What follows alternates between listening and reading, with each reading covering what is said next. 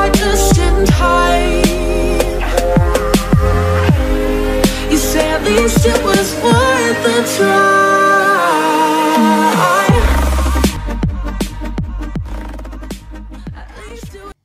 Assalamualaikum warahmatullahi wabarakatuh. Halo pemirsa, senang sekali saya Muslimah kembali hadir menyapa Anda dalam program podcast Unan Official, informatif, edukatif, dan inspiratif. Pemirsa, tanggal 26 Maret bulan lalu telah diumumkan hasil kelulusan jalur seleksi nasional berdasarkan prestasi. Nah, sebelumnya kita ucapkan selamat ya buat adik-adik yang udah lulus di jalur SNBP. Tapi bagi teman-teman yang belum lulus, jangan sedih, jangan galau, jangan gundah ya. Karena masih ada nih kesempatan buat teman-teman yang belum berkesempatan lulus di jalur SNBP. Yaitu ada jalur SNBT ataupun Seleksi Nasional Berdasarkan Tes. Nah, kita akan langsung ngobrol dengan Bapak Wakil Rektor 1 Universitas Andalas, yaitu Bapak Profesor Syukri Arif. Untuk itu langsung kita sapa beliau. Assalamualaikum Bapak, bagaimana kabarnya hari ini? Alhamdulillah sehat, baik. Alhamdulillah sehat Bapak. Sebenarnya seperti apa sih SNBT Unan tahun ini Pak? Baik, jadi untuk para calon mahasiswa yang perlu diketahui dengan SNBT, pada prinsipnya hampir sama dengan tahun lalu. Mungkin ada perbedaan-perbedaan yang sedikit berbeda, terutama dalam hal regulasi nasional, seperti apabila sudah lulus SNBP, kemudian tidak mengambilnya tidak bisa lagi. Artinya kalau lulus SNBP harus mengambil itu dan tidak boleh lagi di SNBT dan termasuk juga mandiri. Khusus untuk hari ini kita diskusi SNBT karena ini berbasiskan tes, jadi ada UTBK. Tes yang ujian tulis berbasis komputer dan itu dilaksanakan secara umum semuanya dalam bentuk 2 gelombang. Dan Unan sangat siap dengan hal ini. Kita di Unan dengan SNBT kita secara kuota secara prinsip tidak berbeda dari tahun sebelumnya. Yang berbeda karena adanya prodi baru saja sebenarnya. Prodi baru, dan prodi ini cukup favorit nih, terutama adanya prodi arsitektur nih yang kebutuhannya sangat tinggi, dan ada juga prodi kewirausahaan serta prodi ekonomi Islam. Ini 3 prodi baru yang ada di Unan. Nah, secara prinsip Unan sangat siap hari ini dengan pelaksanaan UTBK itu dalam bentuk SNBT, karena di Unan pelaksanaannya nanti akan terpadu dan terpusat di kampus 5 Manis, satu lokasi saja dengan berbagai fakultas yang tempat untuk tesnya nantinya. Oke, berarti perbedaannya ada 3 prodi baru tahun ini ya Pak. Seperti yang Bapak sampaikan tadi bahwa ini kebutuhannya cukup tinggi. Artinya peluangnya juga cukup besar nih Pak kalau memilih jurusan ini. Ya, tentu. Karena ini prodi yang baru dan belum banyak kenal, tentu kompetisinya ya relatif ya. Karena kalau banyak mengenal tentu akan banyak juga peminatnya. Tapi kalau belum, ini peluang sekali nih kalau bisa masuk di sana, tentu akan mendorong untuk bisa besar peluang diterimanya. Karena kuota SNBT sedikit lebih besar daripada kuota SNBP sendiri. Oke, kuotanya berapa Pak tahun ini? SNBP? Secara total Unan memiliki kuota sekitar 7.500 dan angka itu terbagi atas 3 tahapan, SNBP, SNBT, dan SIMA Unan. Nah, kemudian kemarin sudah terpakai sekitar 23% untuk SNBP-nya. Nah, kemudian untuk mandirinya sekitar 40-an juga nantinya. Jadi secara prinsip ini sudah berpeluang sekali nih, karena secara teoritis angka untuk SNBT-nya jauh lebih besar daripada SNBP kemarin. Jadi peluang untuk masuk Unan jadi besar untuk bisa dimasuki. Ini hampir 40% ya Pak ya, SNBT. Oke. Nah, dengan tadi ada 3 jurusan baru yaitu ekonomi syariah, ini dari Fakultas Ekonomi Ekonomi. dan Bisnis, dan kemudian kewirausahaan juga ya Betul. Bapak ya, dan kemudian arsitektur ini Fakultas Fakultas Teknik Teknik, berarti. iya, betul. Nah, ini jadi peluang besar nih buat teman-teman mungkin yang akan memilih jurusan untuk bagi yang masuk di UNAN. Nah, misalnya nih Pak, kalau calon peserta ujian ini berasal dari jurusan IPS, apakah boleh nanti mengambil jurusan yang sifatnya eksakta, Ya, ya. seperti mungkin kedokteran, Ya, ya. keperawatan, ataupun teknik misalnya, seperti itu Pak? Oke, jadi sebelum memilih calon mahasiswa ini atau adik-adik siswa SMA, barangkali harus kuat nih menetapkan apa pilihan yang akan dipilih. Iya. Secara prinsip, sekarang kan boleh dibebaskan memilih apa saja, dengan ketentuan di SNBT nanti maksimal 4 prodi boleh dipilih. 4 prodi itu terdiri atas 2 vokasi, baik itu berupa D3 maupun D4 atau sarjana terapan, maupun 2 prodi untuk program akademik sarjana. Jadi boleh milih 1, boleh memilih 2, boleh memilih 3 prodi, dan boleh memilih 4 prodi malah. Diberi peluang seperti itu. Nah, dengan banyaknya peluang ini tentu beragam juga pikiran. Sebelum menetapkan pilihan, sesuaikanlah minat dan bakatnya. Seperti dia ada tadi tanya apakah orang IPS boleh memilih eksak, terutama yang kedokteran, boleh. Tapi pertanyaannya apakah siap dan mampu? Tentu ke sana. Bagusnya sesuaikanlah dengan minat dan bakat, dan sesuaikan dengan pengalaman pendidikan selama di sekolah SMA dulu. Sehingga ketika memilih kita bisa menyelesaikannya juga dengan tepat waktu tentunya. Secara prinsip terbuka peluang itu. Tetapi secara logis mampu tidak mengikutinya. Nah, itu saja barangkali. Apalagi saingannya mungkin banyak yang dari Ya, IPA juga gitu ya Pak ya. Betul. Kalau keketatannya seperti apa nih Pak? Untuk saat ini memang secara prinsip ilmu-ilmu kesehatan itu paling favorit nih sekarang. Paling favorit. Iya, ilmu kesehatan. Kelompok eksak ya. Iya. Kelompok eksak, ilmu kesehatan, setelah itu keteknikan.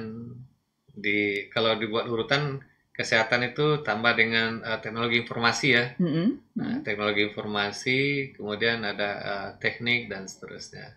Jadi kalau memilih kesehatan tentunya harus dipikir-pikir nih. Keketatannya mampu nak bersaing di sana, kedokteran, farmasi, ada psikologi, ada kebidanan juga di sana kan, termasuk juga ada keperawatan, kesmas, itu ilmu kesehatan yang relatif dalam zona agak papan atas lah bahasanya. Termasuk juga fakultas teknologi informasi, ada informatika, ada sistem informasi. Ini termasuk hal yang saat ini sangat diminati karena memang bisa jadi ini kebutuhan saat ini sangat dibutuhkan. Baru diikuti dengan fakultas-fakultas lain yang relatif juga persaingannya tetap tinggi. UNAN relatif memiliki persaingan yang cukup ketat sebenarnya. Untuk itu siswa harus pandai-pandai memilih mana yang tepat, sesuaikan dengan kemampuan, serta lihat juga peluang keketatan tadi serta pengalaman para seniornya yang pernah lulus dulu di Universitas Andalas. Untuk sosial juga punya level-level yang beragam.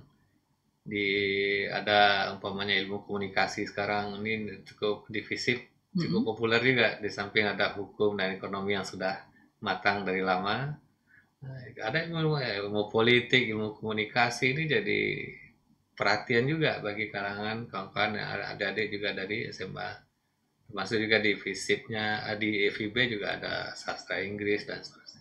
Jadi keketatan itu cuma tercantum dalam panduan, ada di portal juga ada di SNPMB itu. Jadi siswa bisa melihat sejauh mana keketatan dan mana yang mungkin mereka akan bisa lolos, bisa dilihat di sana juga, sehingga bisa mengukur diri mana lebih cocok dan lebih pas untuk bisa dimasuki tentunya. Oke. Nah, kesiapan UNAN sendiri Pak, gimana nih Pak dalam menyambut adik-adik kita yang mau ikut tes ujian nih di Universitas Andalas? Sekarang lokasinya di mana Pak untuk tes? Kalau tahun kemarin kan ada di Jati juga gitu ya Pak. Kalau tahun ini seperti apa Pak? Tahun ini kita mau dikonsentrasikan supaya ini mudah diakses ya. Jadi UNAN mencoba memberikan pelayanan agar aksesnya mudah di satu lokasi. Yaitu lokasinya semua di kampus terpadu di Universitas Andalas di kampus Limau Manis. Jadi kita sudah menyiapkan seluruh fasilitas terutama untuk kesiapan kita di komputernya ya. Sudah semua lab-lab kita sudah siapkan lab komputernya. Sudah dikonfirmasi untuk dicek semua nih. Kemudian bagi siswa yang jauh mungkin kita punya penginapan dan ini penginapannya cukup bagus dan biasa digunakan oleh para dokter nih, orang tenaga kesehatan. Jadi ini bisa kita siapkan juga nanti bagi adik-adik yang dari SMA jauh mungkin untuk bisa mau lebih dekat untuk tesnya di UNAN nih di lab komplek. Jadi ada asrama atau wisma yang asrama atau mini kalau hotel lah mirip-mirip seperti fasilitasnya seperti itu. Yang harga yang relatif tidak terlalu mahal dan itu cocok untuk anak-anak SMA dekat dan bisa akses langsung. Kemudian kita sekarang dengan adanya kebijakan pemerintah kota Padang adanya bus Trans Padang ya itu sudah koridor 6 nih udah masuk ke kampus dan bisa muter-muter sekitar kampus ketika ingin masuk. Memang beberapa fakultas bisa dilalui oleh bus kampus sendiri. Nah ini menarik ini Bapak terkait dengan sarana prasarana UNAN tadi. Artinya kita kan ujiannya di satu lokasi saja di kampus Limau Manis dan itu juga sudah disediakan penginapan. Penginapan itu masih di dalam lingkungan Limau Manis juga. Mungkin pemirsa mau tahu ini Pak berapa kamar nih yang disediakan oleh UNAN untuk menampung mungkin calon peserta ujian dan juga biayanya seperti apa nanti Pak? Secara umum kita memiliki sekitar 30-an kamar ya. 30-an kamar. Jadi dengan kamar 30 itu saja satu kamar bisa 4 orang. Dan rate-nya juga tidak terlalu mahal, saya rasa sekitar 200.000. Dan kalau punya ingin lebih fasilitas AC, pokoknya itu bisa 250.000 situ. Satu kamar 250, tapi ya. Bisa ditempati oleh 4 orang. Murah banget ya, dengan fasilitas yang sangat memadai gitu ya Pak ya. Di dalam komplek kampus. Gitu. Jadi teman-teman kalau yang mau ujian di UNAN langsung nih gercep ya, langsung harus di booking dulu gitu ya Pak. Nah ini informasinya sudah ada juga ya Pak ya di media sosial kita dan juga kontak personnya nanti bisa langsung dihubungi kontak person yang ada dicantumkan di flyer yang sudah kita sebar di Instagram. Nah selain itu Pak sarana prasarana tadi sudah, kemudian juga terkait dengan akses dan juga transportasi juga sudah. Kemudian tim yang untuk membantu nih, misalnya ada mahasiswa calon peserta ujian mungkin yang ada kendala nih saat menuju lokasi ujian. Nah itu seperti apa Pak? Ya kita kan posisi kampus kan sangat menarik bagi yang sesekali ke UNAN itu bisa nampak Kota Padang dari kampus UNAN. Nah, ketika masuk UNAN itu kita sudah punya tim untuk yang menjaganya, artinya menjaga sisi keamanan, menjaga sisi kelancaran. Keamanan kita sudah tersebar untuk rute-rutenya, kemudian kelancaran kita di samping ada petunjuk, juga menyiapkan tenaga-tenaga, baik itu tenaga security maupun mahasiswa untuk mengarahkan. Karena kampus kan, biasanya kampus kita kan kampus besar nih, terdiri atas beberapa gedung-gedung besar. Kan semuanya tahu. Ini di gedung A, gedung B, C, mana atau gedung fakultas itu, fakultas MIPA, fakultas kedokteran, fakultas ekonomi, mana. Nah itu ada nanti panitia-panitia yang siap mengarahkan kalau kampusnya di fakultas ekonomi di sini, fakultas hukum di sini, dan seterusnya. Jadi ada panitia-panitia yang telah standby berdiri untuk membantu nanti ada di calon mahasiswa yang mengikuti SNBT ini, dan itu akan memudahkan dengan harapan nanti jangan sampai ada yang terlambat ketika bisa mengakses tempat ujian sendiri. Nah, ini perlu dijaga nih, kalau jangan sampai terlambat. Biasanya kalau terlambat itu kita stres. Nah, kalau stres ilmu jadi tidak keluar dan fokus jadi terganggu. Jadi diharapkan usahakanlah sehari sebelum tuh sudah melihat lokasi, di mana lokasi ujiannya. Kemudian pada hari H-nya usahakan setengah jam sebelum jadwal masuknya kita sudah standby jauh sebelumnya. Oke, jadi bisa dipastikan calon peserta ujian itu bisa mengikuti ujian dengan nyaman dan aman, Betul. seperti itu ya Pak ya. Luar biasa sekali. Nah, mungkin ada statement terakhir nih dari Bapak untuk adik-adik kita ataupun pemirsa mungkin yang ingin ikut ujian nanti, apa saja nanti persiapan yang perlu disiapkan ataupun yang dilakukan menjelang ujian nanti, seperti itu Pak.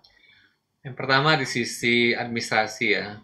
Usahakan datanya tepat ya, karena data itu terutama data diri dan keluarga, kondisi itu akan berkaitan dengan UKT nanti. Kalau tidak tepat mengisi data, nanti beresiko pada UKT-nya. Usahakan tepat mengisi dan benar. Dan yang kedua, sisi administrasi juga pilihlah sesuatu yang memang kita mampu sesuai minat, bakat, dan kemampuan kita. Untuk itu. Dan tentunya dari sisi ke depan kampus-kampus yang terbaik tentu itu jadi pilihan, dan UNAN salah satu kampus yang terbaik di Sumatera. Kita termasuk di aja ranking 10 atau sampai 12 itu, tapi kita juga termasuk PTNBH yang memang di Sumatera kita sangat bisa dikatakan sangat kompetitif ya di level nasional. Itu sisi-sisi lain. Dan kepada tentunya persiapan-persiapan tadi sangat didukung ketika hari H-nya betul-betul fresh, betul-betul bisa fokus, dan tentu ketika bisa dalam satu lokasi dan dekat dengan lokasi dan bisa mengakses dengan lancar dan mudah, tentu akan membantu fokus ketika melaksanakan ujian. Jadi sekali lagi, benar administrasi, tepat dalam memilih, dan usahakan kampus yang dipilih kampus yang betul-betul sesuai dengan minat, bakat, dan kemampuan kita sendiri.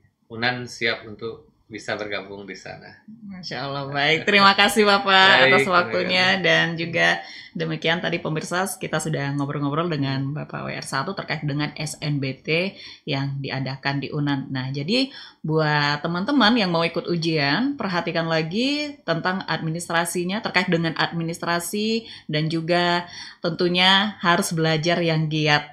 Kemudian doa orang tua juga ya Pak ya. Doa orang tua, dan yang penting jaga kesehatan, semuanya harus disiapkan dengan matang. Pokoknya jangan ragu kalau ujian di UNAN, karena semuanya kita juga sudah siapkan untuk menyambut adik-adik yang mau ujian di Universitas Andalas. Baik, terima kasih, demikian podcast kita pada hari ini. Saya Muslimah, mohon pamit undur diri. Wabillahi taufiq wal hidayah. Assalamualaikum warahmatullahi wabarakatuh. Salam edukasi untuk kejayaan bangsa. Terima kasih.